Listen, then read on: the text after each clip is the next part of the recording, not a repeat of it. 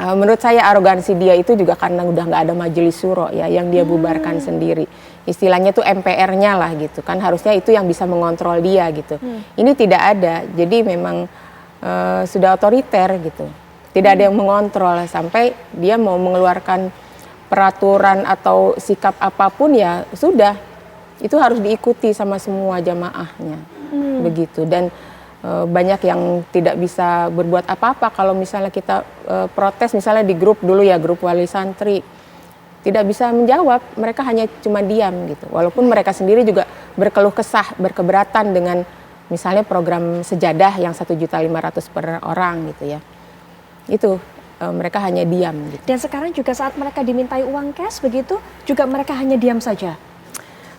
Ya itu kan karena caranya aja, pengalihan cara yang biasanya transfer, infaknya itu sekarang melalui cash. Mungkin mereka tidak keberatan, tapi entah bagaimana caranya, apakah mungkin pergi langsung ke Indramayu gitu untuk membawa infaknya itu entah seperti zaman dulu di kresek atau di karung, entah gimana gitu. Tapi yang saya yakin ya pasti sudah makin sulit lah untuk. Mbak Leni dapat info berapa mungkin per wali murid atau per jamaah, di target berapa untuk bisa memberikan infak pada saat ini ketika rekening sudah diblokir? Kalau itu kan mencicil ya Mbak ya, jadi 300 juta itu target Jammas gelombang kedua untuk satu orang. Dan itu diselesaikan, harus selesai dalam 3 tahun gitu, maksudnya tiap orang itu mencicil per bulan itu misalnya berapa kesanggupannya. Baik. Ya tergantung perjanjiannya ke wilayah desanya, misalnya 600.000 kah atau 1 juta kah untuk Jammas saja. Belum lagi infak-infak yang lain. Gitu. Baik ya, Pak Iksan, kalau tadi juga melihat apa yang sudah dinyatakan oleh Panji Gumilang setelah rekeningnya blokir ataupun juga ditutup, tapi kemudian juga ia masih berani melakukan gugatan perdata kepada MUI, apa yang Pak Iksan bisa baca mengenai hal ini, tindakan dari Panji Gumilang? Ya, kalau dia menyampaikan yang tadi, ya, saya kira ya salah satu bentuk protes Panji Gumilang karena rekeningnya diblokir itu ya biarkan aja. Itu kan membangun musuh bersama ya. Jadi membangun antipati bersama kepada Panji Gumilang. Itu biarkan saja, memang semakin hari tampaknya dia semakin banyak sekali ocehan-ocehan yang sebenarnya tidak terlalu produktif ya, dan tidak mengganggu kalau soal itu ya. Jadi biarkan saja. Dan mengenai gugatan Panji Gumilang menggugat MUI, ya saya pikir juga itu gugatan yang salah alamat ya, karena sesungguhnya bukan MUI yang digugat, ya, tetapi Panji Gumilang yang harus menyampaikan klarifikasi atau tabayun pada saat kami bersurat dan kami datang dan kami hadir di sana, itu semuanya tidak direspon dengan baik. Jadi sesungguhnya hari ini Panji Gumilang bukan berhadapan dengan MUI, tapi berhadapan dengan umat Islam. Jadi MUI sebagai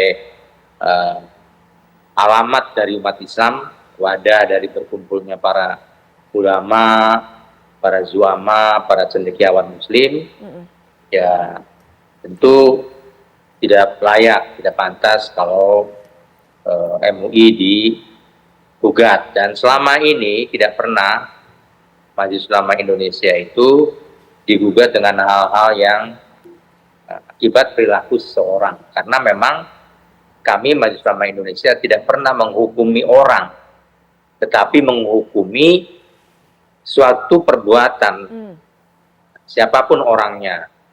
Itu pun sifatnya adalah pandangan atau anjuran, pandangan keagamaan. Jadi tidak pas kiranya apabila Panji Gumilang kemudian menggugat MUI. Namun demikian ya silakan, karena sebagai warga negara tentu dia punya hak untuk mengajukan gugatan, dan kami anggap ya ini biasa saja, tidak perlu ditanggapi dengan dengan serius lah ya, karena ini hanya bentuk mengalihkan perhatian saja saya kira. Terima kasih. Ya, baik Mas Heri, kalau tadi Mbak Lady mengatakan sudah terlihat panik dari saat menyampaikan hal tersebut Panji Gumilang. Mas Heri, apakah juga melihat ada nada-nada ancaman dalam ucapan Panji Gumilang? Ya, ini kalau saya melihatnya begini ya Mbak Putri ya. Dari pernyataan tadi dan pernyataan Pak Kiai, Pak Iksan, ini kan sebenarnya satu bicara MUI ini kan sebenarnya bukan hanya MUI ya yang memberikan statement ini, dan harus dilihat dari konteks ini bukan masalah pribadi MUI, tapi juga ada pendapat dari NU, dari Muhammadiyah yang dimintakan oleh penyidik. Sehingga apa yang dilakukan oleh Panji Gumilang ini, saya berpikirnya ini kemudian ditarik antara MUI versus Panji Gumilang. Padahal tadi kan sudah dikatakan mungkin ada statement dari Pak Kiai Iksan bahwa ini sebenarnya bukan persoalan tadi, ini persoalan antara umat Islam yang tadi versinya MUI tadi kan. Jadi satu mencoba menarik ke ranah privat, satunya mencoba menarik ke ranah publik, sehingga hukum pidana muncul di sana. Nah, dalam persoalan penyampaian tadi ya mungkin yang lebih memahami Mbak ya, karena sudah lama bergaul dengan beliau, tahu gesturnya seperti apa. Tapi dalam konteks tadi memang ada statement yang berkaitan dengan masalah yang sedang diprioritaskan di sini ya, masalah rekening yang sejumlah rekening yang banyak dimiliki oleh Panji Gumilang untuk satu orang saja, punya ratusan kalau tidak salah ya rekening dengan nilai nominal yang fantastis. Jadi statement itu dimunculkan di awal agar ya secara posisi hukumnya meminta kepada negara juga ada asas kesetaraan di sana. Padahal dalam konteks ini inilah yang jadi persoalan dari penyidik untuk kemudian melihat bukan hanya kasus penodaan agama saja yang mungkin muncul di sana, tapi mungkin ada katakanlah aliran-aliran dana yang mungkin patut dicurigai adalah dari hasil yang tidak didapatkan dari bukan hal yang benar atau kejahatan begitu ya. Nah, jadi dari statement tadi saya rasa itu yang kemudian perlu digarisbawahi. Dan pendapat dari yang bukan hanya dari MUI ini yang menurut saya juga perlu untuk kita pertegas nantinya dalam proses penyidikan. Karena dengan pernyataan itu untuk menghilangkan tadi ya skema yang mungkin dipikir oleh Pak Panji ini akan kemudian bisa mengaburkan dugaan tindak pidana yang dilakukan, karena beliau mengakukan Muslim. Apakah mungkin saya misalnya seorang Muslim menurut Panji Gumilang itu melakukan penistaan atau penodaan agama juga? Nah, ini yang kemudian menjadi penting agar tidak hanya suara MUI saja, tapi juga dari kalangan masyarakat Islam lainnya yang kemudian mungkin memberikan pernyataan atau statement yang sama bahwa itu adalah bentuknya penodaan. Gitu.